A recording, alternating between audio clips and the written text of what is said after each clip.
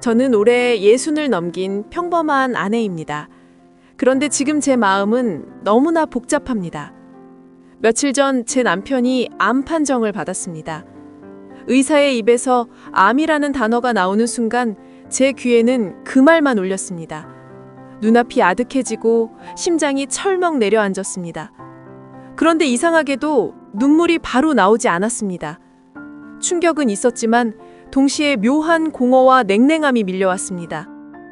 왜냐하면 제 남편은 제 평생을 힘들게 만든 사람이었기 때문입니다. 저희는 20살 중반에 결혼했습니다.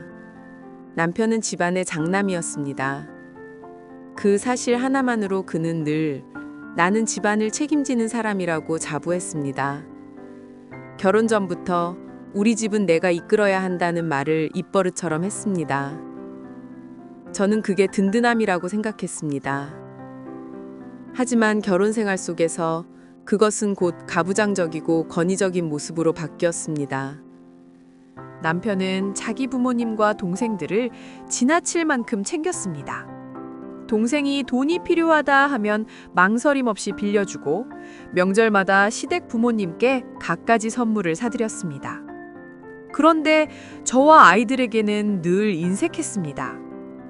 아이들이 신발 하나 새로 사달라고 하면 작은 걸 신어도 된다라며 외면했고, 제가 생활비가 모자라다고 하면 네가 살림을 못해서 그렇다. 남편은 집안에서는 늘 차갑고 냉정했습니다.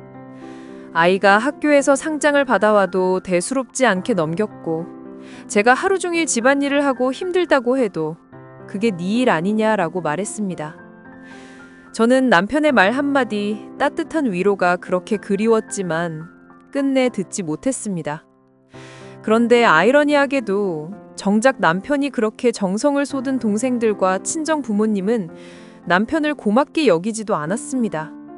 오히려 당연한 듯 받아들이거나 형이라면 그 정도는 해줘야지 라며 대수롭지 않게 넘겼습니다. 제가 옆에서 볼 때마다 안쓰럽기도 했지만 동시에 분노가 치밀었습니다. 왜 당신은 우리 가족보다 동생들만 챙기냐라고 따져도 남편은 늘 너는 몰라, 형이니까 책임져야 하는 거야 라며 제 말을 묵살했습니다. 중년에 접어들면서 상황은 더 나빠졌습니다. 남편은 술에 의지하기 시작했습니다. 직장에서 스트레스를 받으면 술로 풀었고, 집에서도 취한 채 들어와 고함을 치거나 아이들에게 화풀이를 했습니다. 저는 남편이 술에 취해 들어오는 날이면 가슴이 철렁 내려앉았습니다. 혹시 또 아이들에게 상처 주지는 않을까? 혹시 물건을 던지지는 않을까? 세월이 흘러 아이들이 성인이 되어 집을 떠나고 이제 남편과 저 둘만 남았습니다.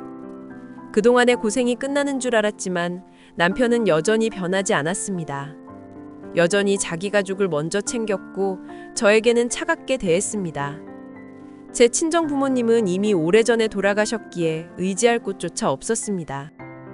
그런데 몇 주 전 남편이 갑자기 몸이 안 좋다고 하더니 병원 검진에서 암 판정을 받았습니다. 의사의 말이 끝나자 남편은 한동안 멍하니 앉아 있었고 저는 옆에서 담담히 그 모습을 지켜봤습니다. 속으로는 수많은 감정이 뒤엉켰습니다. 이제야 당신이 무너지는구나. 그동안 날 힘들게 한 당신을 내가 끝까지 돌봐야 하나? 차갑고 냉정했던 당신이지만 그래도 함께 산 세월이 있는데 그냥 외면할 수 있을까? 마음은 분노와 연민 사이에서 요동쳤습니다.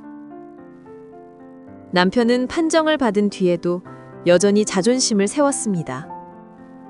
암 따위 내가 이겨낼 거야. 난 집안의 큰아들이잖아. 그 말을 듣는 순간 기가 막혔습니다. 죽음의 문턱 앞에서도 그는 여전히 큰아들이라는 굴려에 갇혀 있었습니다. 저는 이제 갈림길에 서 있습니다. 남편을 끝까지 간병하며 함께해야 할지, 아니면 이제라도 제 삶을 찾아야 할지. 솔직히 말하자면 저는 너무 지쳤습니다. 평생 남편의 그림자에 갇혀 살며 제 자신을 잃어버렸습니다. 하지만 또 한편으로는 남편이 무너지는 모습을 보니 가슴이 먹먹해지기도 합니다. 사연자님의 이야기는 단순히 남편의 암판정이라는 사건만이 아니라 수십 년 동안 쌓여온 부부관계의 상처와 돌봄 책임의 무게가 한꺼번에 드러난 경우라고 볼 수 있습니다. 남편이 가부장적 태도로 가족을 대하며 정작 아내와 자식들에게는 냉정하게 군 세월이 사연자님에게 깊은 상처를 남겼습니다. 그 위에 알코올 의존과 갈등이 더해졌으니 지금 느끼는 분노와 공허, 심지어는 죄책감까지 모두 너무나 자연스러운 감정입니다. 첫째, 감정을 억누르지 마십시오. 내가 끝까지 남편을 돌봐야 하나? 라는 질문 속에는 분노와 연민이 동시에 담겨 있습니다. 오랫동안 희생하며 살아온 사연자님에게는 자신을 위한 삶을 찾고 싶다는 갈망이 생기는 것이 당연합니다. 이 감정을 부정하거나 억누를 필요는 없습니다. 둘째, 돌봄의 범위는 선택할 수 있습니다. 배우자가 암 판정을 받았다고 해서 반드시 전적인 간병을 혼자 떠맡아야 하는 것은 아닙니다. 의료 서비스, 요양 지원, 친인척, 지역사회의 돌봄 자원을 활용하는 것도 하나의 방법입니다. 부부라는 이유로 무조건 모든 책임을 져야 한다는 압박에서 벗어나야 합니다. 셋째, 신뢰가 깨진 관계의 회복은 시간이 필요합니다. 남편이 오랜 세월 보여준 가부장적 태도와 무관심은 깊은 상처를 남겼습니다. 지금 갑작스러운 암 판정이 그 상처를 모두 지워주지는 못합니다. 남편이 진심으로 변하려는 노력이 없다면 아내의 마음은 쉽게 움직이지 않을 것입니다.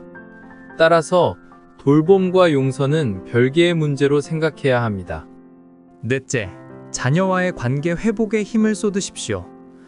사연 속에서 남편이 자녀에게도 차갑게 대했다고 하셨습니다. 이제는 오히려 자녀와의 관계를 회복하는 것이 중요합니다. 아빠가 아팠다라는 사실보다 엄마가 어떤 감정을 겪고 있는지를 자녀와 나누는 것이 서로에게 힘이 됩니다. 다섯째, 자기 돌봄, 셀프케어를 우선으로 하십시오. 남편의 병간으로 인해 사연자님 자신의 건강과 마음이 무너진다면 누구에게도 도움이 되지 않습니다. 전문가 상담, 심리치료, 지지 모임을 통해 감정을 나누고 회복하는 것이 필요합니다.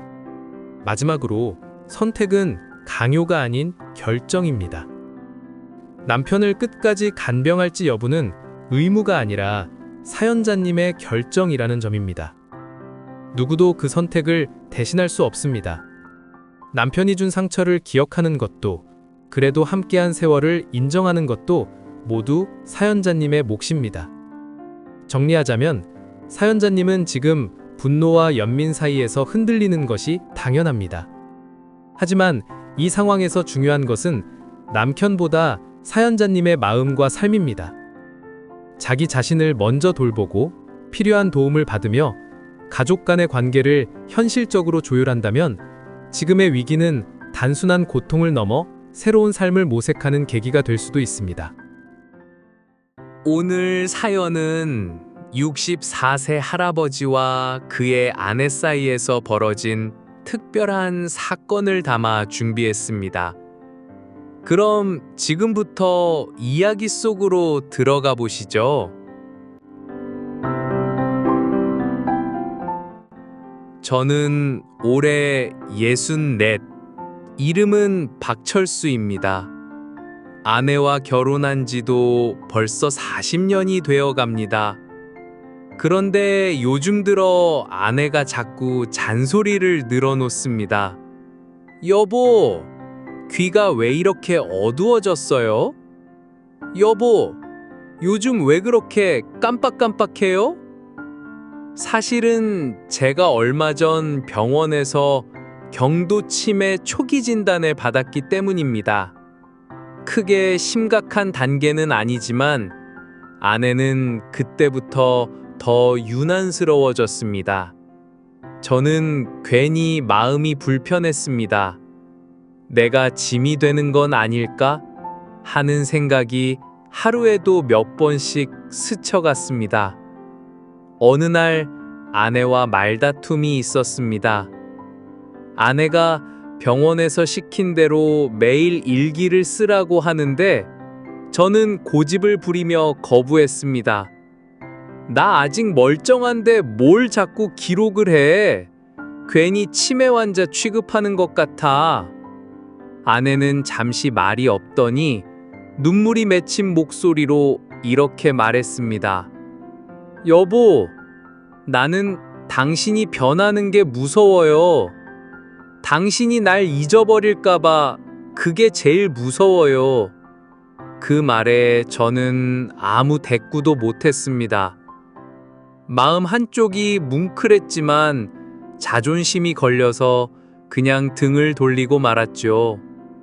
며칠 뒤 아내가 저 몰래 작은 이벤트를 준비했습니다.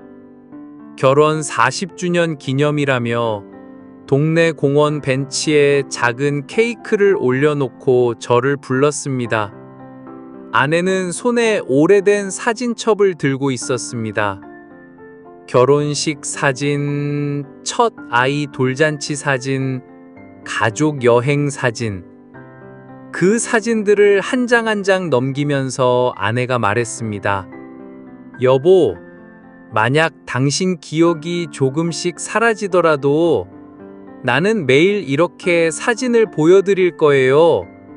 그러면 다시 기억나겠죠?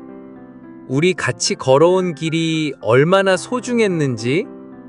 그 순간 제 눈가가 뜨거워졌습니다. 저는 그만 울음을 터뜨렸습니다. 그리고 아내의 손을 꼭 잡으며 말했습니다. 미안해. 괜한 고집 부려서. 당신 덕분에 난 아직도 내가 누구인지 분명히 알 수 있어. 그날 이후 저는 매일 일기를 씁니다. 오늘 먹은 음식, 아내와 나눈 대화, 텃밭에서 본 꽃 한 송이까지. 그리고 일기 첫 장에는 이렇게 적어두었습니다. 내 이름은 박철수. 내 아내는 김순자. 우리는 40년째 서로의 반쪽이다. 혹시라도 언젠가 기억이 흐려지더라도 저는 제 일기를 보며 다시 떠올릴 겁니다.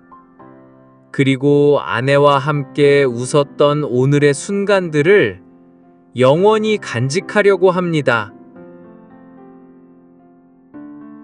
오늘 사연 어떠셨나요? 64세 할아버지와 아내의 이야기는 결국 우리 모두가 두려워하는 잊힘을 어떻게 사랑으로 이겨내는가에 대한 이야기였습니다. 기억은 희미해질 수 있어도 사랑은 끝내 사라지지 않는다는 사실. 그게 오늘 이야기의 결론이 아닐까 싶습니다. 여러분도 혹시 곁에 있는 가족에게 따뜻한 한마디 전하지 못했다면 오늘이 바로 그날이 되길 바랍니다. 다음 시간에도 따뜻한 이야기로 찾아뵙겠습니다. 여기는 사연의 온도입니다. 살다 보면 누구에게나 인생에 큰 결정을 내려야 하는 순간이 찾아옵니다. 오늘은 57세 어머니와 이혼을 고민하는 딸의 이야기입니다. 사랑하는 가족 사이에서 오가는 솔직한 마음, 그리고 그 과정에서 피어나는 따뜻한 울림을 함께 느껴보시죠.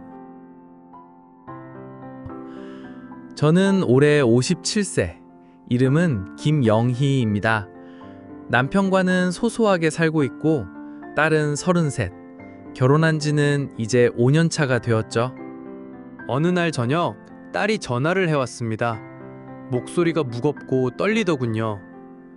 엄마, 나 이제 그만두고 싶어. 이혼하고 싶어. 순간 제 가슴이 철렁 내려앉았습니다. 저도 결혼 생활이 늘 꽃길만은 아니라는 걸 알지만 막상 딸이 그런 말을 꺼내니 숨이 막히는 것 같았습니다. 저는 애써 차분한 목소리로 물었습니다. 왜 그런 생각을 하니? 무슨 일이 있었니? 딸은 한참 동안 말이 없었습니다. 그리고 조용히 울먹이며 이렇게 말했죠. 엄마, 난 그냥 너무 외로운 것 같아. 남편이 옆에 있어도 외롭고 같이 있어도 혼자인 것 같아. 그 순간 제 마음에도 오래전 제 젊은 날의 기억이 스쳤습니다. 저도 한때 그런 외로움에 몸부림쳤던 적이 있었으니까요. 며칠 뒤 딸이 집으로 왔습니다. 밥상 앞에 마주 앉았는데 제 눈에는 딸이 마치 기운 없는 아이처럼 보였습니다. 밥도 몇 숟갈 뜨다 말고 숟가락을 내려놓더군요. 제가 물었습니다. 그래서 네 마음은 확실하니? 이혼하고 싶다는 게 진심이니? 딸은 잠시 머뭇거리다가 고개를 끄덕였습니다. 엄마, 난 이제 지쳤어. 그 말을 듣자 제 안에 두 가지 마음이 동시에 솟구쳤습니다.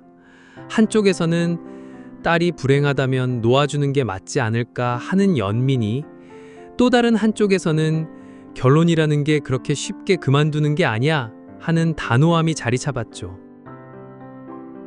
저는 결국 목소리가 커지고 말았습니다. 너 결혼이 장난인 줄 아니? 힘들다고 그만둬버리면 그 다음에 뭐가 달라질 줄 아냐? 딸의 눈에 눈물이 맺히더니 결국 소리쳤습니다. 엄마는 몰라. 난 진짜 행복하지가 않다니까. 그날 저녁 우리 모녀는 서로 등을 돌린 채 말을 이어가지 못했습니다. 며칠 동안 저는 마음이 무거웠습니다.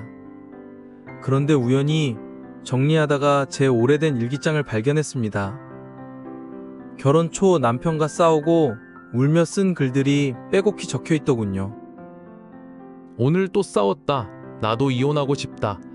하지만 아이 얼굴만 떠올리면 포기할 수 없다. 결혼은 꽃밭이 아니고 산길 같구나. 오르막도 있고 내리막도 있다. 그 일기를 읽으며 저는 그때의 제 심정이 딸과 똑같았다는 걸 깨달았습니다. 그래서 다음날 딸을 불러서 조심스레 일기장을 건넸습니다. 얘야, 이거 엄마가 네 나이 때 쓴 거다. 네 마음을 모른다고 했지? 사실은 엄마도 그랬단다. 딸은 눈이 커지더니 조용히 일기장을 읽었습니다. 그리고는 울면서 제 품에 안겼습니다. 엄마도 그랬구나. 나만 이상한 게 아니었구나. 그날 우리는 오랜만에 모녀로서 깊은 대화를 나눴습니다. 며칠 뒤 딸은 남편과 다시 대화를 시도했습니다. 물론 모든 문제가 단번에 해결되지는 않았습니다. 하지만 딸은 말했습니다. 엄마, 나 아직은 이혼하지 않을래. 조금 더 노력해볼게. 저는 그 말을 듣고 눈물이 났습니다. 딸이 무조건 결혼을 유지하겠다는 게 아니라 자신의 삶을 쉽게 포기하지 않겠다는 의지를 보여주었기 때문이었죠. 그리고 저는 속으로 다짐했습니다. 앞으로 이 아이가 또다시 흔들릴 때면 나는 언제든 곁에서 붙잡아줘야지. 내가 걸어온 길을 보여주고 내가 넘어졌던 자리에서 일어났던 힘을 나눠줘야지. 이제 저와 딸은 가끔씩 농담을 합니다. 엄마, 나 또 힘들면 일기장 보여줘요. 그래, 필요하면 언제든 대출해 줄게. 단, 반납은 꼭 해야 해. 그 대화 속에서 우리는 웃음을 찾았고 마음도 한결 가벼워졌습니다. 오늘 사연은 여기까지입니다. 57세 어머니와 이혼을 고민하던 딸의 이야기. 한 권의 오래된 일기장에서 다시 희망을 찾은 모녀의 모습은 우리 모두에게 말해줍니다. 삶에는 분명 흔들림이 있습니다. 하지만 그 순간에도 누군가의 경험과 사랑이 우리를 다시 붙잡아 줄 수 있죠. 혹시 지금 누군가가 힘든 결정을 앞두고 있다면 오늘 이야기가 작은 위로가 되었으면 합니다. 함께 해주셔서 감사합니다. 다음 시간에도 훈훈한 이야기로 찾아뵙겠습니다. 여기는 사연의 온도입니다. 살다 보면 어느 순간 이제 다 끝났나 하고 생각이 들 때가 있습니다. 하지만 사실 인생은 언제든지 다시 시작할 수 있는 용기만 있으면 새로운 길이 열리기도 하지요. 오늘은 68세 할머니의 특별한 이야기를 전해드리려 합니다. 손주의 한마디에서 시작된 작은 결심이 어떻게 새로운 일자리와 두근거리는 하루로 이어졌을까요? 따뜻하면서도 용기를 주는 사연, 지금부터 함께 들어보시죠. 저는 올해 68살 김순애라고 합니다. 남편은 몇 해 전에 세상을 떠났고 아이들은 다들 각자의 가정을 꾸려나갔습니다. 이제 집에는 저 혼자만 남았지요. 아침마다 창문을 열고 햇살을 받으면 한편으론 감사하면서도 마음 한구석이 텅 빈 것 같았습니다. 텔레비전 앞에서 하루를 보내다 보면 내가 이렇게 살아도 괜찮은 걸까 하는 생각이 들곤 했습니다. 그러던 어느 날 제 손주가 이렇게 말하더군요.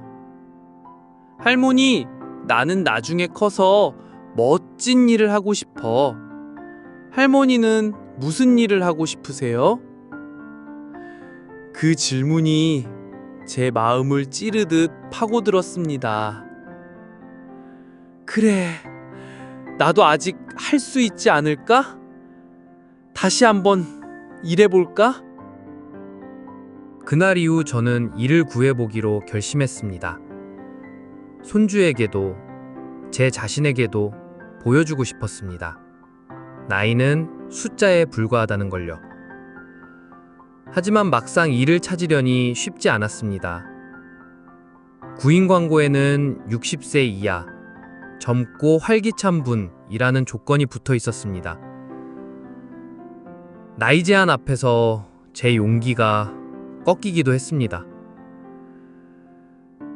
면접을 보러 갔을 때 젊은 관리자는 미소 지으며 이렇게 말했습니다. 어르신, 여기 일은 좀 빠른 손이 필요합니다. 혹시 괜찮으시겠어요? 그 말 속에는 힘들 거다, 어렵다라는 뉘앙스가 숨어 있었지요. 순간 고개를 숙이고 돌아서려 했지만 마음속에서 목소리가 들렸습니다. 포기하지 말자. 그래, 아직 나는 할 수 있다. 그래서 저는 발걸음을 멈추고 다시 돌아가 말했습니다. 저는 느릴 수 있지만 누구보다 성실하게 오래 할 자신 있습니다. 기회만 주시면 보여드릴게요. 그때 관리자의 표정이 살짝 바뀌었습니다. 며칠 뒤 그 가게에서 연락이 왔습니다. 어르신, 이번 주부터 오셔서 같이 해보시겠어요? 전화기를 내려놓고 얼마나 기뻤는지 모릅니다. 나도 아직 필요로 되는구나. 그 사실 하나만으로도 눈물이 핑 돌았습니다. 첫 출근 날, 저는 새 옷을 꺼내 입고 거울 앞에 섰습니다. 순애야, 잘할 수 있어.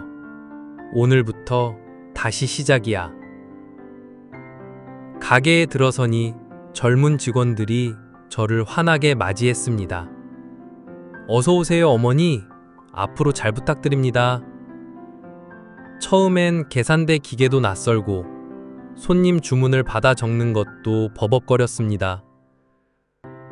하지만 옆에서 젊은 직원이 친절하게 알려주었고 손님들도 괜찮아요, 천천히 하세요 라고 웃어주었습니다. 그 웃음 덕분에 제 마음속 얼음장이 녹아내리는 것 같았습니다. 일을 마치고 집으로 돌아오는 길. 발은 조금 아팠지만 마음은 한없이 가벼웠습니다. 길가 벤치에 앉아 하늘을 올려다보며 이렇게 생각했습니다. 내가 다시 세상 속으로 들어왔구나. 아직 끝난 게 아니구나. 손주에게 전화를 걸어 말했습니다. 얘야, 할머니도 이제 멋진 일을 하고 있어. 우리 같이 멋지게 살아보자. 수화기 너머에서 들려오는 손주의 환한 웃음이 제게 가장 큰 보상이었습니다. 그날 밤 저는 오랜만에 깊고 평안한 잠을 잤습니다. 내일 다시 출근할 수 있다는 사실이 이렇게나 설레는 일이 될 줄은 몰랐습니다. 오늘 사연 어떠셨나요? 86살 할머니가 다시 일을 구하고 결국 새 출발을 하게 된 이야기. 이 사연은 우리에게 이렇게 말해줍니다. 새로운 시작에 늦은 나이는 없다. 진심 어린 용기와 성실함은 언제나 통한다. 그리고 작은 도전이 결국 큰 기쁨을 데려온다. 여러분도 혹시 망설이고 있는 도전이 있으신가요? 오늘 사연이 용기를 내는 계기가 되길 바랍니다. 다음 시간에도 훈훈한 이야기로 찾아뵙겠습니다. 감사합니다. 살다 보면 마음을 조용히 감싸 안는 순간들이 있지요. 오늘은 63세 할아버지와 아파트 놀이터 그네에 얽힌 이야기를 준비했습니다. 아내와의 추억이 깃든 자리였지만 아내가 세상을 떠난 뒤 오랫동안 그곳을 피했던 할아버지. 그러던 어느 날 다시 그네에 앉게 되는데요. 그 뒤에 펼쳐진 이야기는 조금 뜻밖이었습니다. 함께 들어가 보시죠. 저는 올해 63, 이름은 박종수입니다. 이 아파트 단지에서 아내와 함께 30해를 살았습니다. 우리 부부는 화려하지 않았습니다. 큰 돈을 벌어 해외여행을 다녀온 적도 없고 값비싼 식당에 자주 간 것도 아니었습니다. 하지만 우리에게는 매일 저녁에 작은 의식이 있었습니다. 저녁밥을 먹고 설거지를 마치고 나면 아내가 말하곤 했습니다. 여보, 바람도 선선한데 그네 타러 나가요. 그러면 저는 늘 장난스럽게 대답했죠. 오늘도 삐걱삐걱 의자에 앉으러 가볼까? 우리는 놀이터 구석의 낡은 그네에 나란히 앉아 이야기를 나눴습니다. 주제는 거창하지 않았습니다. 된장찌개 간이 좀 세지 않았어요? 그게 무슨 말씀이에요? 당신이 끓여준 건 뭐든 최고예요. 소소한 농담, 사소한 걱정, 하루를 정리하는 대화. 그 순간만큼은 세상에서 가장 따뜻하고 가장 충만했습니다. 그네가 삐걱이며 흔들리는 소리가 마치 우리만의 배경음악 같았습니다. 그러던 어느 날 아내가 갑작스레 쓰러졌습니다. 집안일을 하다가 어지럽다며 주저앉았고 급히 병원으로 달려갔습니다. 의사의 얼굴은 무겁고 차갑기까지 했습니다. 짧은 한마디. 준비를 하셔야겠습니다. 세상이 무너져 내린 듯 했습니다. 아내는 병상 위에서 힘겹게 손을 내밀며 제 손을 꼭 잡았습니다. 얼굴은 창백했지만 눈빛만은 여전히 따뜻했습니다. 여보, 고마워요. 고마웠어요. 그게 마지막이었습니다.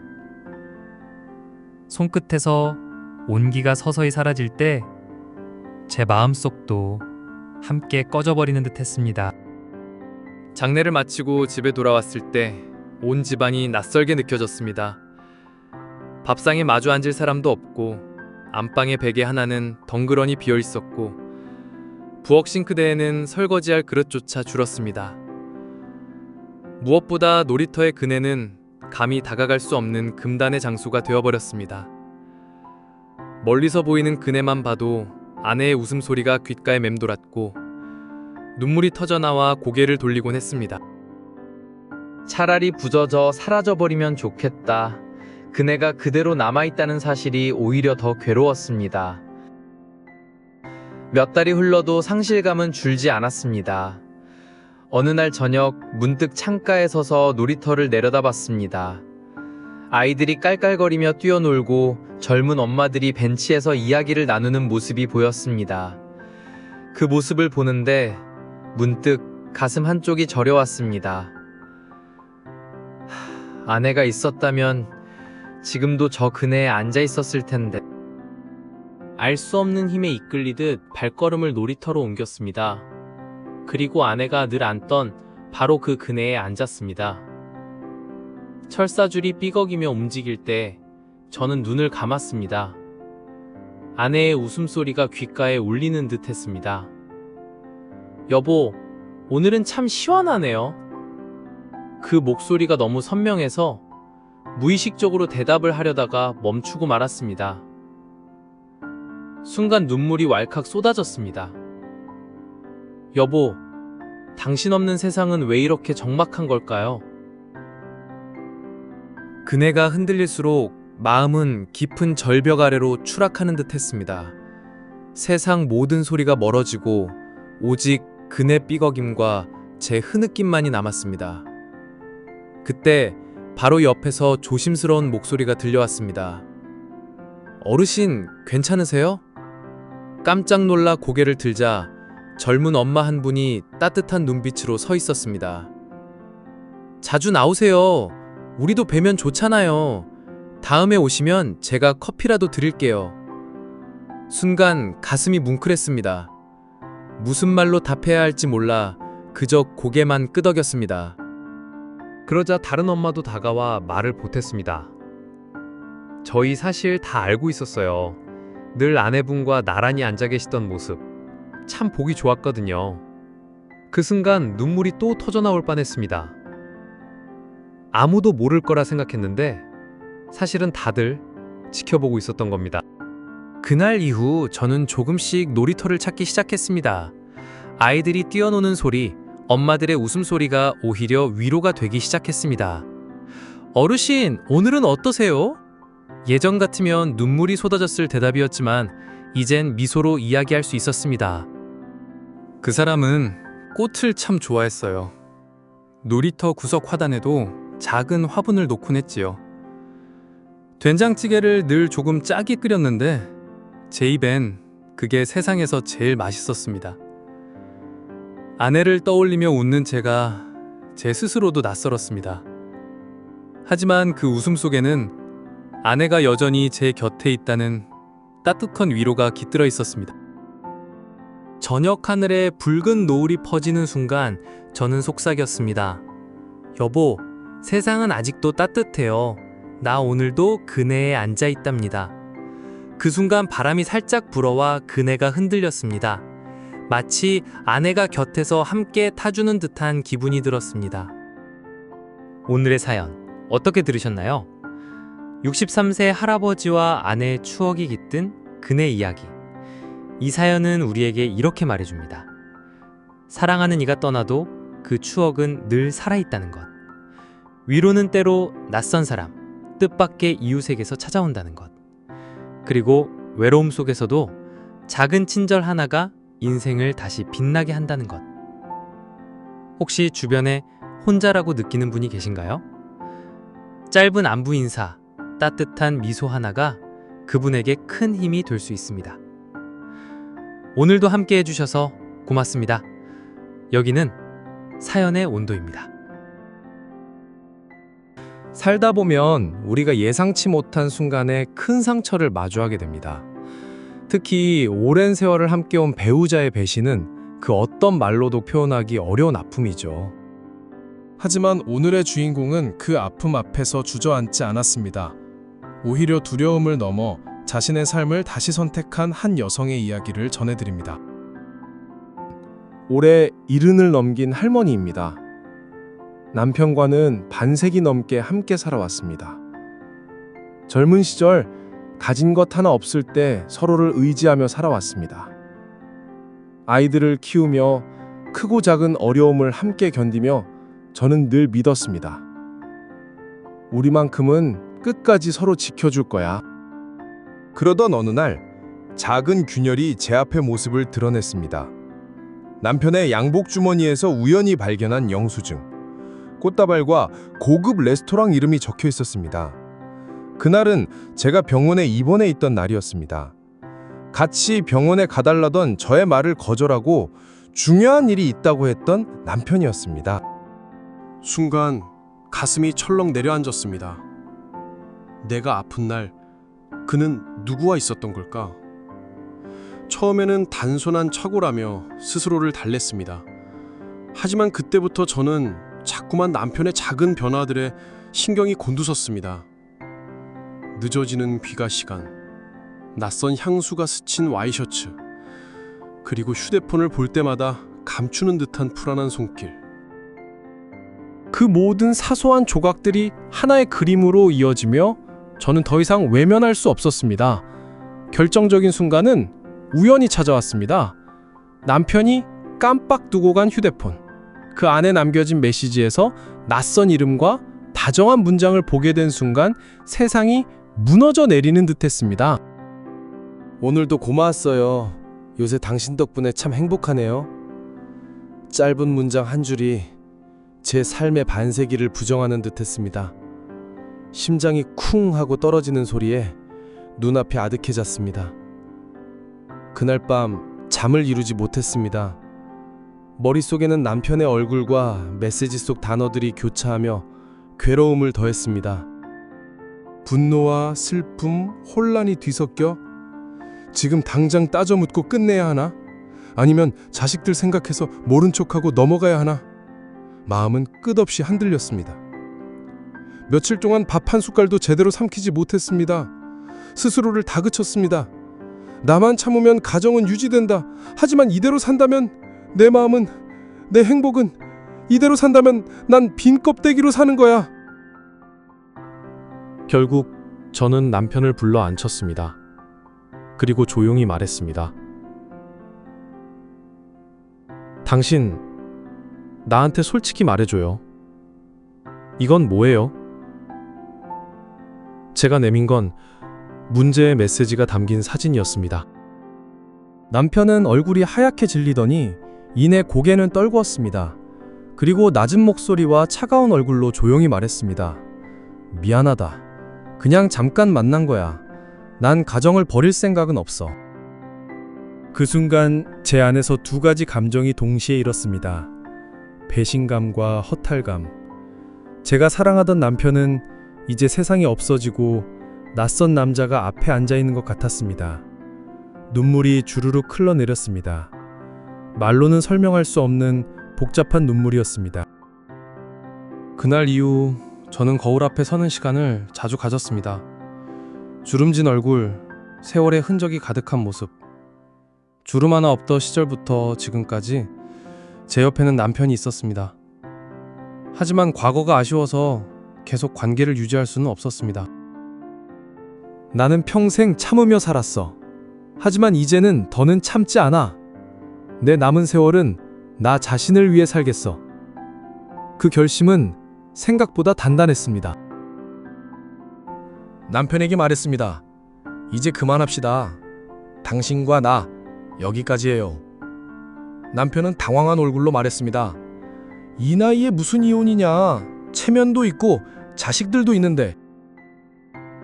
저는 흔들림 없이 대답했습니다. 체면이 뭐가 중요해요? 나는 이미 오래 혼자였어요. 다만 이제는 당당히 혼자가 되려는 겁니다. 자식들에게도 말했습니다.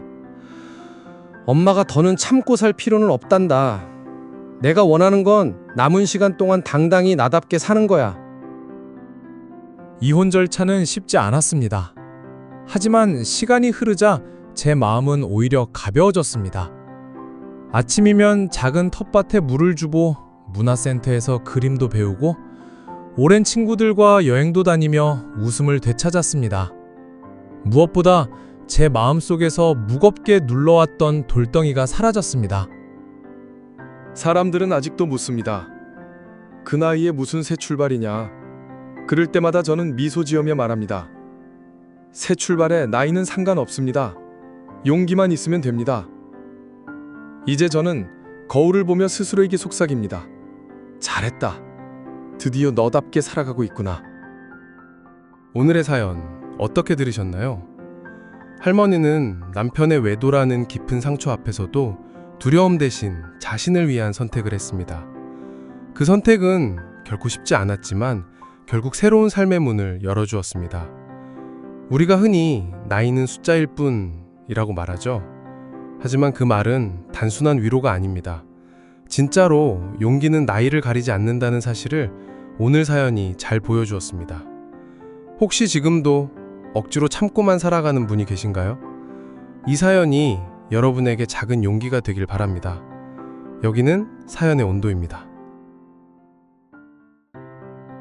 안녕하세요. 저는 올해 40을 넘긴 주부입니다. 오늘 제 이야기는 조금 무겁습니다. 어디다 털어놓을 곳이 없어 이렇게 글로 남깁니다. 저와 남편은 결혼한 지 15년이 되었습니다. 큰 갈등 없이 평범하게 살아왔다고 생각합니다. 남편은 성실하게 직장에 다녔고 저는 아이 둘을 키우며 살림을 맡아왔습니다. 물론 부부 사이에 작은 다툼은 있었지만 누구나 그렇듯 금세 잊고 지내왔습니다. 그런데 몇 달 전 정말 믿기 어려운 일이 벌어졌습니다. 남편이 아무 상의도 없이 직장을 그만둔 것입니다. 그날도 평소처럼 퇴근할 시간 즈음이었는데 남편이 집에 들어오더니 이렇게 말했습니다. 오늘부로 회사 관뒀어. 저는 순간 무슨 농담이라도 하는 줄 알았습니다. 그런데 그의 표정은 진지했고 이미 사직서까지 제출했다고 했습니다.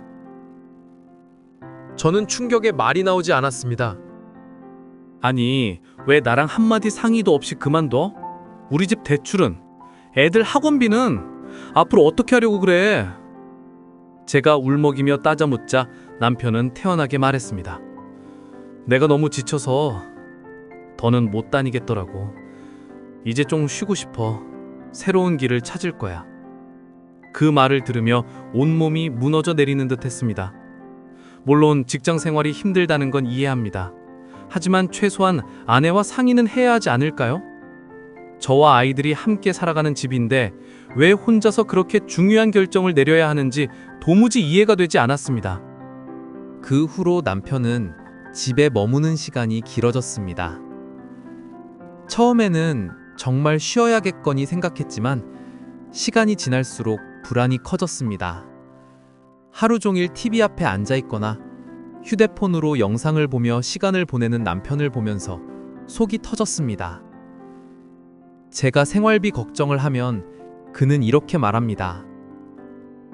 조급해하지 마. 천천히 생각할 거야. 하지만 저는 하루하루가 전쟁입니다. 카드값, 대출 이자, 아이들 학원비.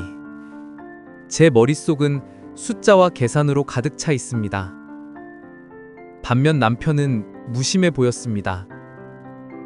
그래서 제가 화를 내면 남편은 오히려 역정을 냅니다. 당신은 왜 내 마음은 이해해주지 못해? 내가 얼마나 힘들었는지 알기나 해? 그 말에 더 억장이 무너집니다. 저는 남편을 이해하고 싶지만 동시에 우리 가족의 현실이 너무 무겁습니다.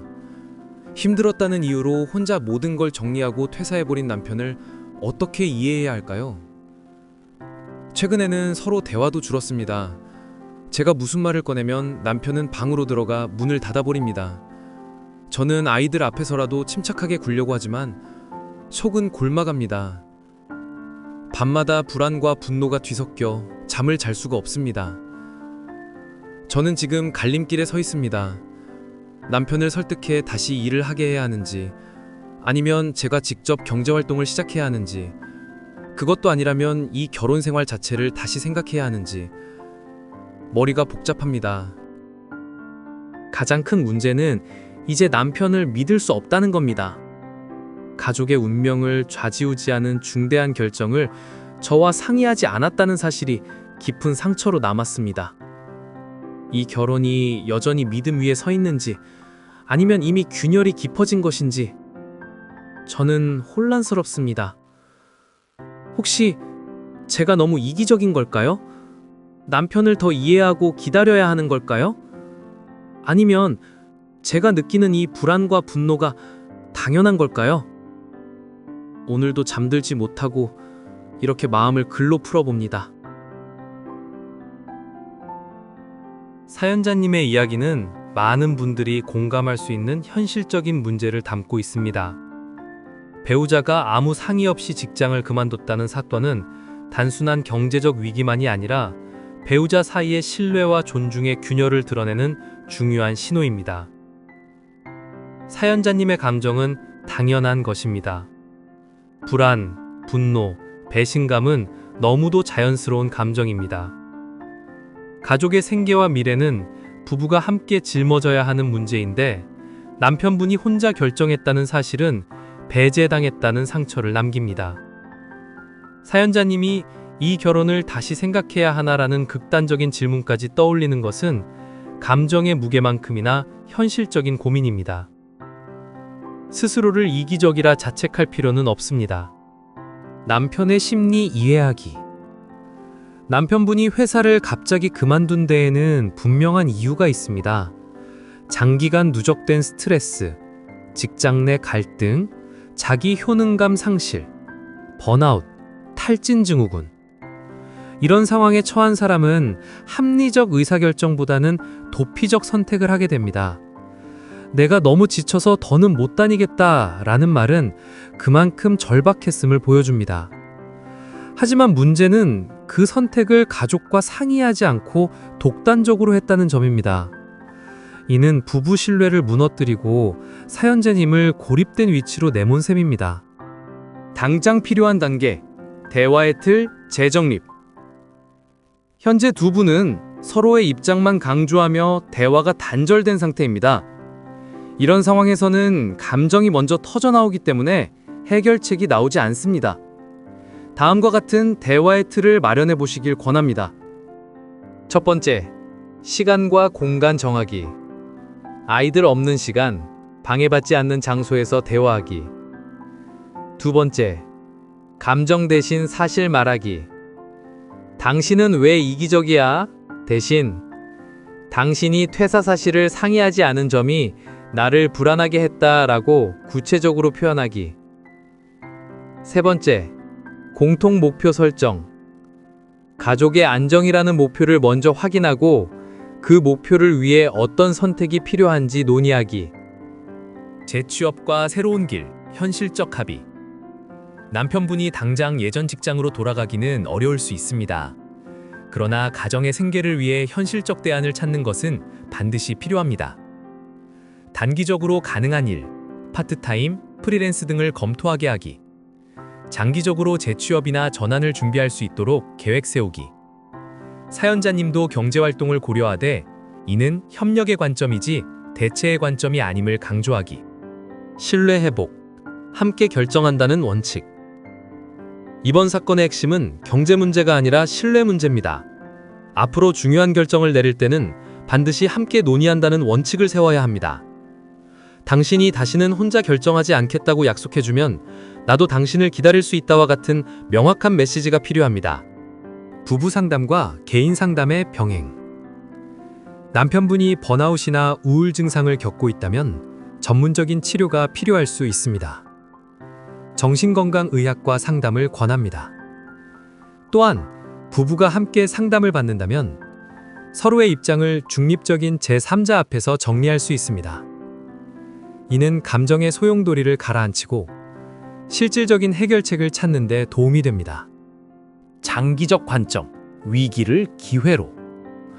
지금은 큰 위기처럼 보이지만 오히려 부부가 진짜 대화를 시작하는 계기가 될 수도 있습니다. 지금까지는 당연히 유지되던 일상 속에서 서로를 제대로 이해할 시간이 없었을 수 있습니다. 이번 일을 통해 우리가 무엇을 두려워했고 무엇을 원했는가를 진지하게 마주한다면 관계는 오히려 더 단단해질 수 있습니다. 사연자님, 남편분의 독단적 퇴사로 인해 깊은 불안과 분노를 느끼시는 건 너무나 당연합니다. 그러나 이 감정을 해결하는 방법은 단순히 남편에게 다시 취직해라 라고 요구하는 것이 아닙니다. 우선 남편의 심리 이해, 부부간 대화틀 재정립, 현실적인 생계 대책 합의, 신뢰 회복의 원칙 설정, 필요시 전문가 도움. 이 5가지 단계를 차근차근 밟아가신다면 지금의 위기는 단순한 파국이 아니라 관계 재정립의 기회가 될 수 있습니다. 저는 올해 70을 바라보고 있습니다. 평생을 돌이켜보면 늘 무뚝뚝하게 살아왔습니다. 어려서부터 가난했고 살아남기 위해서는 말이 아니라 행동이 먼저였다고 믿어왔습니다. 결혼하고 자식들을 낳은 뒤에도 마찬가지였습니다. 저는 전형적인 가부장적인 남편이었습니다. 밥상머리에 앉아 있으면 밥은 당연히 차려져야 했고, 아이들이 떠들면 조용히 해! 한마디로 분위기를 눌렀습니다. 아내에게 다정한 말 한마디 건넨 적도 없었지요. 수고했다는 말 대신 국이 왜 이렇게 짜냐 같은 투정이 먼저 나왔습니다. 아내가 힘들 때 등 한번 따뜻하게 토닥여 준 적이 없는 것 같습니다. 아이들은 크면서 점점 저와 멀어지는 듯 했으나 그래도 그게 가장 아버지다운 모습이라고 믿었습니다. 아이들은 모두 성인이 되었고 각자 삶을 꾸려가고 있습니다.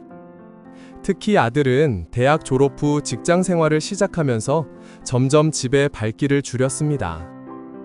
나와는 대화가 거의 없었지만 속으로는 별일 없이 잘 살고 있으려니 했습니다. 그러던 얼마 전 아들이 여자친구를 집에 데려왔습니다. 말하자면 예비 며느리였지요. 아내는 며칠 전부터 부엌을 분주히 오가며 반찬을 준비하고 거실을 치우며 들뜬 기색을 감추지 못했습니다. 드디어 아들이 사람을 데려오는구나. 이제 결혼도 멀지 않았겠지 라며 웃는 아내의 얼굴은 오랜만에 활기를 띠었습니다. 저도 내심 기대가 있었습니다. 내 무뚝뚝한 성격상 표현은 못했지만 과연 어떤 아가씨일까? 우리 집에 새로운 식구가 된다면 좀 따뜻하고 싹싹한 아이면 좋겠다 라는 생각이 있었습니다. 아들이 데려온 그녀는 또래답게 단정했고 예의가 있었습니다. 현관에서 인사를 하고 들어와 앉았는데 나를 향해 고개 숙여 인사하긴 했지만 목소리가 작고 시선이 자꾸 바닥으로 떨어졌습니다. 대화는 거의 하지 않았습니다. 아내가 이것저것 묻자 짧게 대답하고 웃어 보이긴 했지만 그 웃음이 어디까지나 의례적인 것처럼 느껴졌다. 저는 일부러 말을 건넸습니다. 어색한 침묵이 싫어. 어디 다니는데? 라고 물었지만 구체적으로 말하지 않고 IT 쪽이에요 라며 피상적인 답만 내놨습니다. 그마저도 목소리는 작았습니다. 그 순간 묘한 서운함이 밀려왔습니다. 저는 평생 가부장적이었고 무뚝뚝했습니다. 아내와 아이들에게 따뜻하지 못했다는 건 인정합니다. 하지만 그렇다고 해서 내가 남의 자식, 이제 곧 우리 집안의 며느리가 될지도 모르는 아이에게까지 차갑게 군 건 아니었습니다. 나름 환영하는 마음을 가지고 기대를 가지고 앉아 있었는데 돌아오는 건 건조한 대답뿐이라니요. 밥상에 앉아서도 분위기는 살갑지 않았습니다. 아내는 일부러 좋은 분위기를 만들려 애썼습니다. 많이 먹어, 부족하면 더 줄게 하며 음식을 권했지만 그녀는 네, 감사합니다 하면서도 많이 먹지 않았습니다. 웃으며 떠드는 대신 숟가락 소리가 간간히 들렸습니다. 아들은 괜히 긴장했는지 말이 적어졌습니다. 저는 그저 숟가락을 들고 앉아 있으면서도 가슴이 먹먹해졌습니다.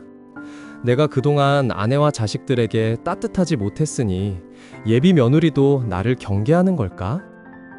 아니면 그냥 원래 성격이 그런 걸까?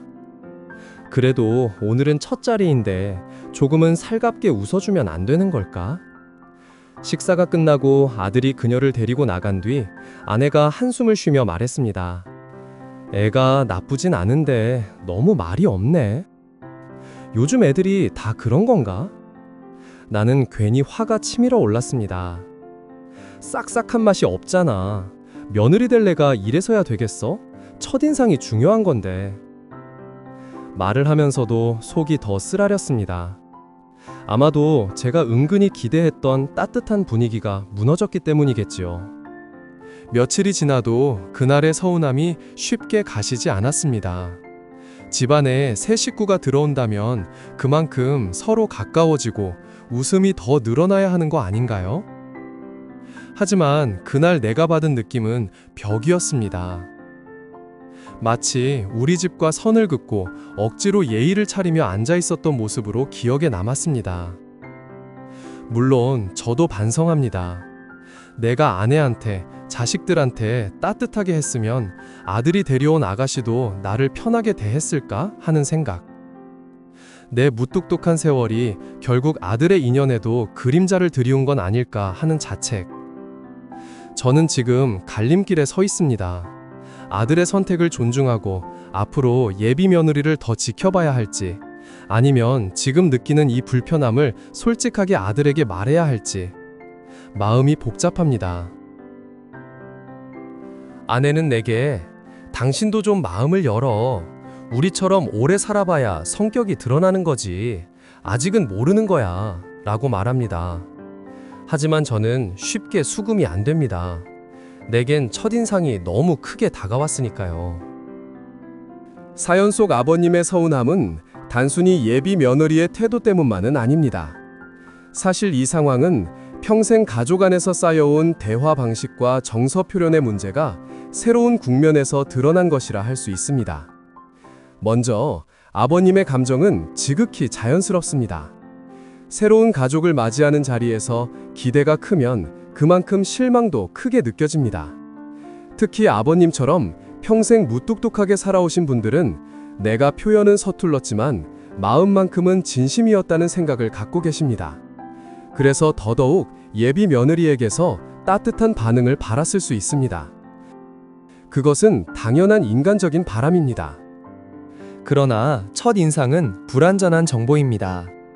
예비 며느리가 낯설고 경직된 태도를 보인 건 꼭 성격 문제라 단정할 수 없습니다.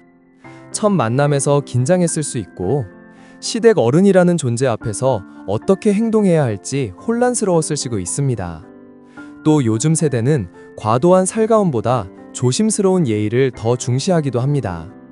즉, 아버님이 느끼신 살갑지 않음이 그 사람의 본질은 아닐 가능성이 큽니다.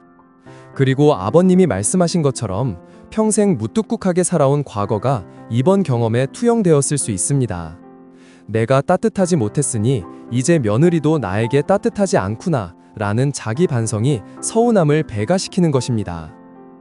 실제로 많은 아버지 세대분들이 자식의 배우자를 만날 때 자신이 걸어온 삶을 돌아보며 후회와 기대가 뒤섞인 감정을 느끼십니다. 앞으로 중요한 건 아버님의 태도 변화입니다. 무뚝뚝함을 하루아침에 고치기는 어렵지만 아주 작은 시도만으로도 예비 며느리에게 전해지는 메시지는 달라집니다. 밥 잘 먹었어? 한마디 건네기.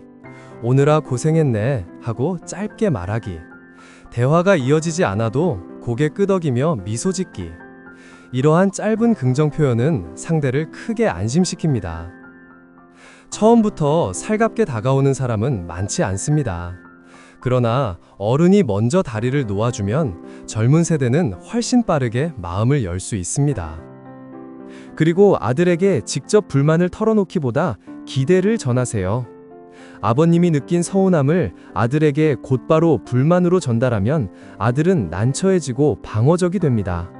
대신 이렇게 말해보시는 걸 권합니다. 네가 데려온 사람이니 난 잘 지내고 싶다. 처음이라 긴장했을 수도 있겠지. 다음엔 좀 더 얘기 나눠보고 싶다. 불만 대신 기대를 표현하면 아들은 긍정적인 다리 역할을 할 수 있습니다. 아버님이 무뚝뚝하시더라도 아내분은 따뜻하고 살가운 성격일 가능성이 큽니다. 이럴 때는 아내분이 예비 며느리와의 소통에서 중심이 되도록 하고 아버님은 뒤에서 묵묵히 호응해주는 방식으로 균형을 잡는 것도 방법입니다.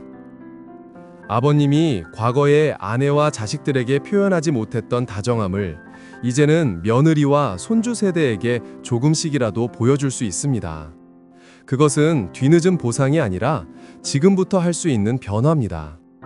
짧은 한마디, 작은 미소, 밥상에서의 간단한 권유, 이런 것들이 쌓이면 아버님의 이미지도 며느리의 마음도 달라질 것입니다. 정리해보면 다음과 같습니다. 1. 서운한 감정은 당연하다. 2. 그러나 첫인상만으로 단정하지 말라. 3. 아버님의 무뚝뚝한 과거가 투영된 것일 수 있다. 4. 해결책은 짧은 긍정 표현으로 다리를 놓는 것이다. 5. 아들에게는 불만보다 기대를 전하는 게 효과적이다. 6. 아내와 역할을 분담해 조화를 이루자. 지금부터라도 따뜻함을 건네는 연습을 시작하자. 아버님, 며느리와의 관계는 아직 첫걸음일 뿐입니다. 서운함을 쌓아두기보다 오히려 새로운 정을 쌓을 기회로 삼으신다면 앞으로 가족의 자리는 더 따뜻해질 수 있습니다. 저는 평생 성실히 일하며 자식을 키웠고 이제는 은퇴를 하고 손주를 보는 즐거움으로 살고 있습니다. 그런데 요즘 제 마음속에는 누구에게도 말하지 못한 고민이 있습니다. 차마 아내에게도 말하지 못하는 고민이지요. 그건 바로 제 손녀가 제 눈에는 하나도 예쁘게 보이지 않는다는 사실입니다. 아들은 제 자랑거리였습니다. 어릴 때부터 똑똑하고 반듯했고 얼굴도 곱상하게 생겨서 동네 어르신들이 이 집 아들은 참 잘났네 라고 할 정도였습니다. 저는 속으로 늘 뿌듯했습니다. 내 핏줄이 이렇게 잘났구나. 그래서 아들이 장가갈 때도 이제는 저에 닮은 아이가 태어나겠지 하는 기대가 있었습니다. 그런데 아들이 결혼해서 딸아이, 즉 제 손녀를 낳았는데 아이는 아들을 하나도 닮지 않았습니다. 대신 며느리를 너무나 빼닮았습니다. 딸아이는 원래 아빠 쪽을 닮는다고 해서 기대를 많이 했는데 손녀를 처음 보고 나서 너무나 기뻤지만 가슴 한편에 아쉬움이 남았습니다. 며느리는 나쁘지 않은 사람입니다. 살림도 잘하고 아들 뒷바라지도 성심껏 하는 착한 아이입니다. 하지만 솔직히 말하자면 저는 며느리 얼굴이 별로 제 마음에 차지 않았습니다. 제 아들과는 어울리지 않는다고 속으로 생각했었습니다. 그런데 손녀가 딱 며느리 판박이로 태어난 겁니다. 첫 돌 때 사진을 찍는데 친척들이 다 모여서 아유, 엄마를 꼭 닮았네 라며 웃었습니다. 다들 예쁘다고 했지만 저는 속으로 기분이 좋지 않았습니다. 왜 아빠를 닮지 않았을까? 아빠의 좋은 얼굴을 물려받았으면 얼마나 예뻤을까? 우리 아들 아기 때 정말 이뻤는데 하는 생각만 맴돌았습니다. 손녀가 자라면서 그 감정은 더 커졌습니다. 2돌, 3돌, 아이는 점점 더 며느리를 닮아갔습니다. 눈, 코, 입, 심지어 표정까지도. 아이가 웃을 때마다 제가 보는 건 손녀가 아니라 며느리였습니다. 예쁜 아이를 아기 그 자체로 보고 대하는 게 아니라 며느리랑 겹쳐서 아이를 보는 제 자신이 싫어지면서 그 순간 괜히 속이 답답하고 마음이 불편해졌습니다. 저는 일부러 손녀와 눈을 잘 안 마주치게 됐습니다. 아이가 달려와 할아버지 하며 안기면 겉으로는 받아주면서도 속으로는 왜 이렇게 며느리랑 똑같을까 하고 생각했습니다. 아이가 그저 귀여워야 할 나이에 제 마음은 서운함과 아쉬움으로 가득 찼습니다. 아내는 아이를 무척 예뻐합니다. 우리 손녀가 세상에서 제일 예쁘다며 뽀뽀를 해주고 옷을 사입히고 사진을 찍어댑니다. 저는 그런 아내를 보며 죄책감이 더 커집니다. 왜 나만 이런 마음일까? 왜 나는 손녀를 예쁘다고 느끼지 못할까? 어느 날은 아내가 제게 당신은 왜 손녀한테 덤덤하냐? 좀 더 예뻐해주라 하고 말했습니다. 저는 대답을 못했습니다. 차마 제 속마음을 말할 수 없었기 때문입니다. 아이가 며느리만 닮아서 내 눈에는 안 예쁘다는 말을 어떻게 합니까? 며느리도 눈치챘는지 가끔 저를 볼 때 서운한 표정을 짓습니다. 아이가 할아버지를 좋아하는데 할아버지가 덤덤하면 며느리 입장에서는 얼마나 마음이 아프겠습니까? 저도 압니다. 그런데도 제 마음이 따라주지 않습니다. 요즘은 점점 더 두렵습니다. 혹시 손녀가 자라면서 제 마음을 느끼면 어떡합니까? 할아버지는 나를 안 예뻐했어 하고 기억한다면 저는 돌이킬 수 없는 상처를 주게 되는 겁니다. 밤마다 제 안에서 싸움이 벌어집니다. 아이의 외모가 뭐가 중요하냐, 그냥 아이 자체를 사랑하면 되지 않냐는 제 이성이 한쪽에 있습니다. 하지만 다른 쪽에서는 아들은 내 자랑인데 왜 하나도 안 닮았을까? 왜 하필 며느리만 닮았을까? 라는 감정이 계속 고개를 듭니다. 그럴 때마다 저는 제 자신이 너무 비겁하게 느껴집니다. 손녀에게는 아무 죄가 없는데 저는 아이를 며느리의 그림자로만 보고 있으니 말입니다. 저는 오늘 이렇게 글로라도 제 마음을 털어놓습니다. 차마 가족들에게는 할 수 없는 고백입니다. 이 사연은 듣기만 해도 가슴이 먹먹합니다. 많은 조부모들이 속으로는 비슷한 갈등을 경험합니다. 그러나 대부분은 부끄럽거나 죄책감 때문에 말을 못하고 꾹 눌러두지요. 1. 외모 중심의 시각은 세대적 흔적. 옛세대는 누굴 닮았는가를 중요하게 여깁니다. 아버지 쪽을 닮으면 자랑스럽고 그렇지 않으면 섭섭해하는 경우가 흔했습니다. 하지만 이것은 시대적, 문화적 잔재일 뿐 아이의 가치와는 아무 상관이 없습니다. 2. 아이는 독립된 존재. 손녀는 며느리도 아들도 아닌 하나의 독립된 존재입니다. 누굴 닮았는가가 아니라 이 아이가 어떤 성격과 마음을 가진 사람으로 자라는가가 중요합니다. 아이의 웃음, 손짓, 따뜻한 말 한마디는 그 자체로 소중합니다. 3. 손녀는 사랑의 거울. 아이가 할아버지를 향해 달려올 때 아이는 외모 때문이 아니라 사랑받고 싶어서 오는 겁니다. 그때 아이를 있는 그대로 안아주는 순간 아이는 평생의 기억을 가져갑니다. 손녀의 마음속에 할아버지는 나를 사랑해줬다는 기억이 남을지, 할아버지는 나를 덤덤히 대했다는 기억이 남을지는 지금의 행동이 결정합니다. 4번 감정을 인정하되 행동을 바꿔라. 예쁘지 않다는 감정은 솔직히 인정하세요. 그러나 그 감정이 행동을 지배하게 두면 안 됩니다. 아이가 다가올 때는 그저 있는 힘껏 웃어주고 안아주세요. 행동이 쌓이면 감정도 따라옵니다. 5번 아들과 며느리에 대한 감정 정리. 사실 이 문제의 밑바닥에는 며느리에 대한 불만, 그리고 아들에 대한 기대가 깔려 있습니다. 그 마음을 정리해야 손녀에게 투영하지 않을 수 있습니다.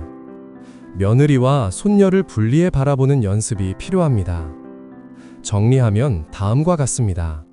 외모는 아이의 가치를 결정하지 않는다. 손녀는 독립된 존재이며 있는 그대로 사랑받아야 한다. 죄책감보다 중요한 건 행동이다. 웃어주고 안아주는 행동을 반복하면 감정도 바뀐다. 손녀의 평생 기억 속에 사랑받았다는 확신을 남기는 것이 조부모의 역할이다. 저는 올해 63입니다. 남편은 65이고 저희는 결혼한 지 어느덧 30년이 훌쩍 넘었습니다. 주변에서 보면 두 분은 참 사이좋게 지내시네요. 아이가 없어도 부럽다 라는 말을 자주 듣습니다. 겉으로는 그렇게 보일 겁니다. 하지만 제 마음 한켠에는 누구에게도 말하지 못한 깊은 흔적과 공허가 늘 자리 잡고 있습니다. 결혼 초반만 해도 저희는 아이 문제를 진지하게 고민하지 않았습니다. 신혼의 달콤한 기운이 온 집안을 가득 채웠고 우리는 그저 서로만 있으면 충분하다고 믿었습니다. 남편은 출근길에 제게 장난스럽게 말하곤 했습니다. 여보, 오늘 저녁엔 나 늦을지도 몰라. 대신 주말에 영화 보러 가자. 저는 가게 문을 열며 웃으며 대답했습니다. 알았어요. 대신 팝콘은 당신이 사야 해요. 그 시절에는 둘만의 시간에 모든 것을 걸 수 있다고 믿었습니다. 아이가 없어도 우리의 하루는 빛났습니다. 주말이면 도시락을 싸서 한강 둔치에 가 앉았고 서로의 어깨에 기대어 강물 흐름을 바라보곤 했습니다. 하지만 세월은 생각보다 빠르게 흘렀습니다. 결혼 3년, 5년이 지나도록 아이 소식이 없자 친척들과 이웃들이 하나 둘씩 질문을 던지기 시작했습니다. 아이는 언제 낳을 거야? 슬슬 있어야지. 젊을 때 낳아야 키우기도 편하지. 처음엔 웃으며 넘겼습니다. 하지만 같은 질문이 계속 반복되자 마음은 무거워졌습니다. 그 질문들은 웃음으로 덮을 수 없는 칼날처럼 가슴을 파고들었습니다. 저희는 결국 병원을 찾았습니다. 여러 검사를 거친 후 의사는 고개를 저으며 말했습니다. 큰 문제는 없습니다. 다만 타이밍이 잘 맞지 않는 것 같네요. 조금 더 시도해 보시죠. 그 말에 희망을 걸고 약을 먹고 주기를 맞추며 시도했습니다. 하지만 결과는 같았습니다. 매달 찾아오는 허무함과 실패감은 이루 말할 수 없었습니다. 몇 년간 그렇게 부딪히다 보니 저희는 결국 조용히 포기하게 되었습니다. 남편은 제 앞에서 늘 담담한 척 했습니다. 괜찮아. 우리 둘이 있으면 되지. 꼭 아이가 있어야 행복한 건 아니야. 그의 말은 분명 위로였지만 동시에 제 가슴을 더 아프게 했습니다. 정말 괜찮은 걸까? 남편도 속으로는 아쉬워하지 않을까? 그 의문이 저를 괴롭혔습니다. 친정 어머니는 저를 볼 때마다 눈길을 피하며 말씀하셨습니다. 네가 아이를 안 낳아서 네 남편이 얼마나 불쌍한지 아니? 시댁에서는 대놓고 말했습니다. 대가 끊기면 어쩌냐? 집안 망신 아니냐? 명절 식탁에 앉아 있으면 제 어깨는 점점 움츠러들었습니다. 숟가락이 입으로 들어가는지 코로 들어가는지 알 수 없을 만큼 가슴이 답답했습니다. 결국 우리는 명절 자리를 피하거나 잠깐 얼굴만 내밀고 도망치듯 돌아오는 일이 많아졌습니다. 그 무렵 남편이 어느 날 조심스럽게 말을 꺼냈습니다. 여보, 우리 입양은 생각해 본 적 있어? 꼭 내 피가 아니어도 함께 키우며 웃을 수 있지 않을까? 저는 깜짝 놀라 아무 대답도 하지 못했습니다. 마음 한쪽에서는 고마웠습니다. 남편이 정말 아이를 원하고 있구나. 하지만 동시에 두려웠습니다. 내가 과연 그 아이를 내 아이처럼 사랑할 수 있을까? 혹시 아이가 커가며 자신의 출생을 알게 되면 우리를 원망하지 않을까? 며칠 뒤에는 제가 먼저 입을 열었습니다. 입양도 좋지만 솔직히 두려워. 내가 그 아이를 진심으로 사랑하지 못하면 어떡하지? 남편은 한숨을 내쉬며 말했습니다. 나도 두려워. 하지만 이렇게 둘만 살다 늙어가는 것도 막막해.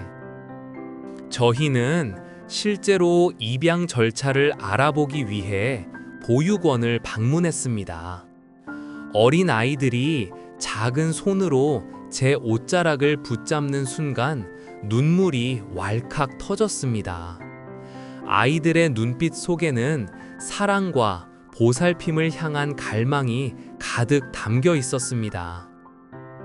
하지만 동시에 제 가슴은 숨이 막혔습니다. 저 아이를 품는 순간 내 인생은 완전히 달라질 텐데 내가 준비가 되어 있을까? 남편도 복잡한 눈빛으로 아이들을 바라보았습니다. 결국 저희는 입양 신청서를 내지 못했습니다. 그 선택이 옳았는지 아니면 용기가 부족했던 건지 지금도 알 수 없습니다. 만약 그때 입양을 했다면 지금의 우리 삶은 전혀 다른 모습이었을지도 모릅니다. 그렇게 10년, 20년이 흘렀습니다. 우리 집은 여전히 둘뿐이었습니다. 대신 우리는 서로의 그림자가 되었습니다. 아침에 눈을 뜨면 남편이 있었고, 밤에 불을 끄면 제 곁에는 늘 남편이 있었습니다. 명절마다 이어지는 불편한 말들도 이제는 흘려듣는 법을 배웠습니다. 하지만 그럼에도 불구하고 마음 한구석은 늘 비어 있었습니다. 친구들이 자식 이야기를 하고 손주 사진을 보여줄 때마다 저는 애써 웃었지만 집으로 돌아와 혼자 눈물을 훔쳤습니다. 한 번은 남편에게 조심스레 물었습니다. 우리도 손주가 있었다면 좋았을까? 남편은 잠시 침묵하다가 말했습니다. 우린 우리대로 괜찮아. 당신이 있으면 돼. 이제 우리는 은퇴했습니다. 하루 대부분을 집에서 함께 보냅니다. 아침에는 남편이 끓여준 커피를 마시며 뉴스를 보고, 낮에는 시장을 보고, 저녁에는 산책을 합니다. 겉으로 보기에는 평온해 보입니다. 하지만 속은 그렇지 않습니다. 어느 날은 TV 채널 문제로 다툼이 크게 번졌습니다. 결국 제가 울면서 소리쳤습니다. 우린 애도 없고 집에 둘만 있으니 매일 똑같아. 이렇게 살다 죽을 생각을 하니 숨이 막혀. 남편은 대꾸하지 않고 담배만 피웠습니다. 그의 뒷모습은 너무나 쓸쓸해 보였습니다. 앞으로의 미래는 두렵습니다. 우리가 병들고 거동이 불편해지면 누가 우리를 돌봐줄까요? 결혼 초에는 상상도 못한 두려움입니다. 요양원 이야기가 나오면 남편은 농담처럼 말합니다. 당신이랑 나랑 같은 방에서 늙으면 되지. 저는 웃으며 대꾸했지만 그 순간 눈물이 고였습니다. 30년을 돌아보니 저희는 아이를 낳지도 입양하지도 않았습니다. 그래서 여전히 공허가 있습니다. 그러나 동시에 서로의 곁에 있다는 사실 하나가 지금까지 우리를 버티게 했습니다. 우리는 여전히 부부이자 동지입니다. 불완전하지만 함께 걷는 길, 그것이 우리의 삶이었습니다.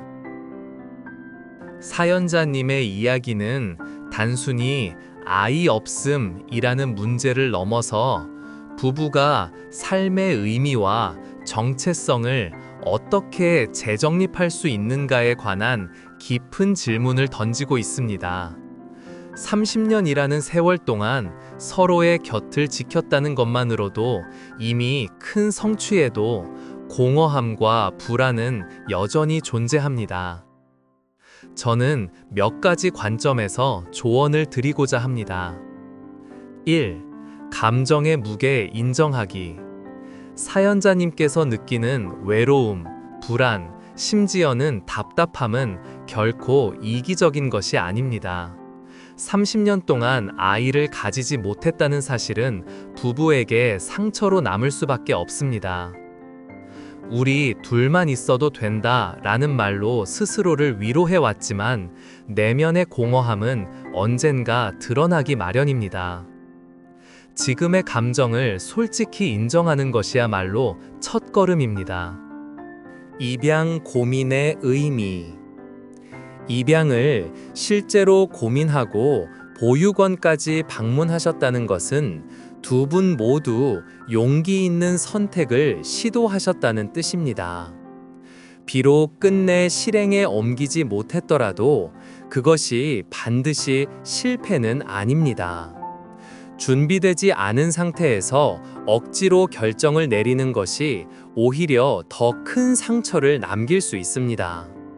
당시의 망설임은 서로의 한계와 두려움을 정직하게 바라본 결과일 수 있습니다. 3. 부부간 대화의 복원. 현재 두 분이 가장 힘들어하는 부분은 대화의 단절입니다. 오랜 시간 함께 지내다 보면 서로의 마음을 굳이 표현하지 않아도 알 거라 생각하기 쉽습니다. 하지만 특히 자녀가 없는 부부일수록 대화가 줄어들면 공허감이 더 크게 느껴집니다. 규칙적으로 시간을 정해 감정 나눔을 해보시기를 권합니다. 일주일에 한 번 차를 마시며 이번 주에 힘들었던 점, 감사했던 점을 서로 이야기하는 것만으로도 큰 변화를 만들 수 있습니다. 4. 현실적인 불안 다루기. 노후의 돌봄 문제, 외로움, 경제적 부담은 실제로 많은 무자녀 부부가 직면하는 현실입니다. 이를 단순히 감정적으로만 바라보기보다 구체적인 계획으로 불안을 완화할 수 있습니다. 연금과 재정을 함께 점검하고 요양 및 의료 서비스 정보를 미리 확인하며 친지나 지인과 돌봄 네트워크를 논의하는 것이 도움이 됩니다. 준비가 되어 있다는 사실만으로도 심리적 안정을 크게 얻을 수 있습니다. 5. 새로운 관계망 확장하기. 자녀가 없는 경우 사회적 고립이 더 빨리 찾아올 수 있습니다. 이를 예방하려면 외부와의 관계망을 의도적으로 확장해야 합니다. 지역사회 봉사, 문화센터 활동, 종교 모임, 취미 동아리 등이 좋은 예입니다. 이러한 활동은 단순히 시간을 보내는 차원을 넘어 부부가 함께 새로운 대화 소재를 찾고 소속감을 느끼게 합니다. 6.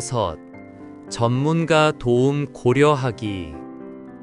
감정의 무게가 너무 커져 서로에게만 의존하기 어려울 때는 부부 상담이나 개인 심리 치료가 도움이 됩니다. 제3자의 중립적인 시각 앞에서 감정을 털어놓고 소통 방식을 배우는 경험은 부부 관계를 새롭게 시작하는 계기가 될 수 있습니다. 더 정리하자면 사연자님과 남편분은 이미 긴 세월을 서로 지켜낸 강한 관계를 가지고 계십니다. 다만 그 안에 쌓인 공허와 두려움은 덮어두기보다 마주해야 합니다. 감정을 인정하고 대화를 복원하고 현실적인 준비와 사회적 관계 확장을 통해 새로운 의미를 찾으시길 바랍니다. 그렇게 한다면 지금까지의 30년뿐 아니라 앞으로의 30년도 또 다른 빛깔로 채워질 수 있을 것입니다.